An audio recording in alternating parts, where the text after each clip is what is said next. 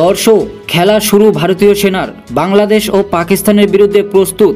বাংলাদেশে এসে চিকেন স্নেকের কাছেই কেন ঘুরঘুর করছে পাকিস্তান, এখনই বুঝিয়ে দিলেন ভারতের সেনাপ্রধান। বিস্তারিত জানবো তার আগে ভিডিওটিতে অবশ্যই একটি লাইক দেবেন, চ্যানেলটিকে সাবস্ক্রাইব করবেন যাতে পরবর্তী গুরুত্বপূর্ণ খবর পোস্ট করার সাথে সাথেই আপনার কাছে পৌঁছে যায়। বেশি বাড়াবাড়ি ভালো না, সময় এলে আগ্রাসন দেখাতে পারে ভারতও।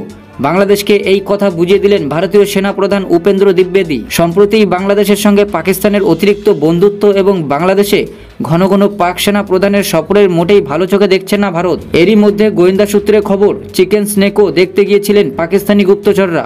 এরপরই ভারতের কড়া বার্তা, শেখ হাসিনা সরকারের পতনের পর থেকেই নতুন বাংলাদেশের বন্ধুত্ব বেড়েছে পাকিস্তানের সঙ্গে। যে পাকিস্তান থেকে আলাদা হয়ে একদিন স্বাধীনতা ছিনিয়ে নিতে হয়েছিল বাংলাদেশকে, সেই বাংলাদেশেই এখন পাকিস্তানের সঙ্গে নতুন করে সম্পর্ক তৈরি করতে চাইছে।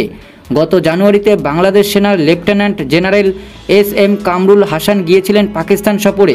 পাল্টা নানা অছিলায় বাংলাদেশে আসছেন পাকিস্তান সেনাবাহিনী থেকে গোয়েন্দা বাহিনীর প্রধানরাও। তারা আবার আলাদাভাবে দেখা করছেন বিএনপি নেত্রী খালেদা জিয়ার সঙ্গেও। গোয়েন্দা সূত্রের খবর, বাংলাদেশে এসে ভারতের সীমান্ত লাগোয়া উত্তরের চিকেন স্নেক সংলগ্ন এলাকাতে ঢোকে পাক গোয়েন্দারা। তাদের সঙ্গে বাংলাদেশের আধিকারিকরা ছিলেন। হঠাৎ পাকিস্তানের চিকেন স্নেক ঘুরে দেখার কী প্রয়োজন পড়ল, তা নিয়েই প্রশ্ন উঠেছে।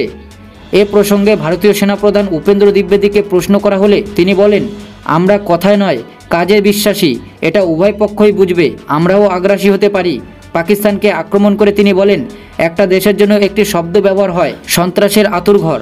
প্রতিবেশী দেশে এসে সীমান্তে যাচ্ছে, এটা যথেষ্ট উদ্বেগের বিষয়। যাতে পড়শি মাটি ব্যবহার করে এদেশে জঙ্গি না পাঠায়, সেটাই ভাবনা।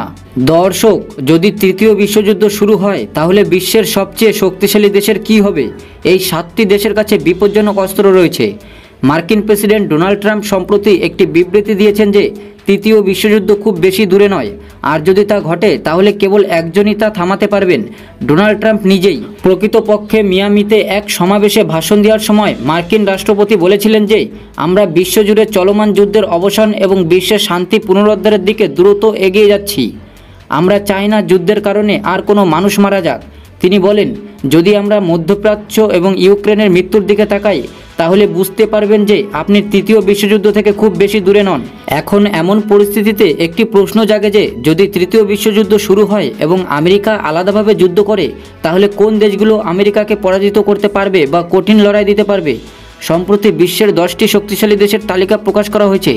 এখানে আমেরিকা নিঃসন্দেহে 1 নম্বরে রয়ে গেছে। এরপরে কোন দেশগুলি আসবে?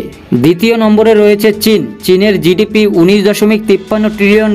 এটি বিশ্বের দ্বিতীয় সবচেয়ে শক্তিশালী দেশ হিসেবে তালিকাভুক্ত। এর জনসংখ্যা 141 কোটি, যা এর বিশাল অর্থনীতি এবং সামরিক শক্তির কারণ। তৃতীয়তে রয়েছে রাশিয়া।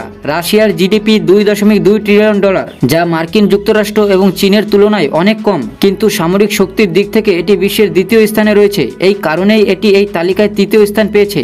এই দুটি দেশ ছাড়াও দক্ষিণ কোরিয়া, জাপান, যুক্তরাজ্য এবং ভারতের মতো দেশগুলি একসাথে আমেরিকাকে পরাজিত করতে পারে। ভারতের সামরিক শক্তি বিশ্বের 4র্থ বৃহত্তম।